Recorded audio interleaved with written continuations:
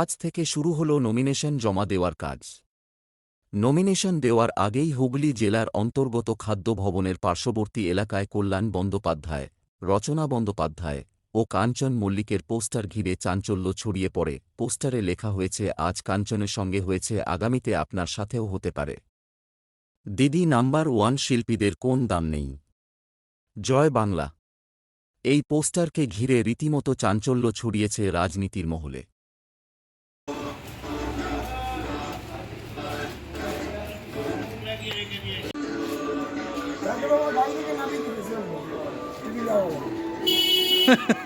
ওই ঘটনার পরে দল তো বলছি যে না দাদা, আর ওই দেবাশিস ঘরের নমিনেশন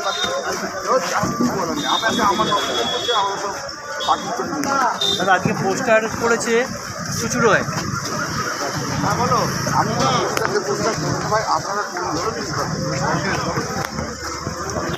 তৃণমূলের জামানায় শিল্পী হোক চাই সাহিত্যিক, কারোরই কোনো মূল্য নেই। এ তো আর নতুন কিছু নয়। এর আগেই আমরা দেখলাম বলাগড়ে বিধায়ককে নিজে নেমে পড়তে হলো। কারণ কি, স্টেজের উপর বলাগড়ের বিধায়ককে যেভাবে মান সম্মান হানি করা হয়েছে, তৃণমূলেরই একটা অংশ করেছে, বাধ্য হয়েছে তিনি নিজে মঞ্চ ছাড়তে। আজকে আবার দেখছি যে তৃণমূলের যিনি শ্রীরামপুরের সাংসদ কল্যাণ বন্দ্যোপাধ্যায়, তিনি কাঞ্চন মল্লিককে গাড়ি থেকে নামিয়ে দিচ্ছে। তো এইসব যে বিষয়গুলো যে আমরাই শুধু বলতাম, বিজেপিরাই যে বলতো যে তৃণমূলের সরকারের আমলে শিল্পী, সাহিত্যিক, বুদ্ধিজীবী এদের কারও কোনো মূল্য নেই এই সরকারের কাছে, এ আবার নতুন করে প্রমাণ করে দিল।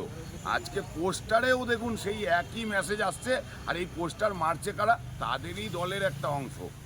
সুতরাং এর থেকে পরিষ্কার যে পশ্চিমবাংলায় না শিল্পী, না সাহিত্যিক, না বুদ্ধিজীবী, কারোর কোনো এই সরকারের কাছে মূল্য নেই। সুরেশ সাউ, হুগলি সাংগঠনিক জেলা বিজেপির সাধারণ সম্পাদক।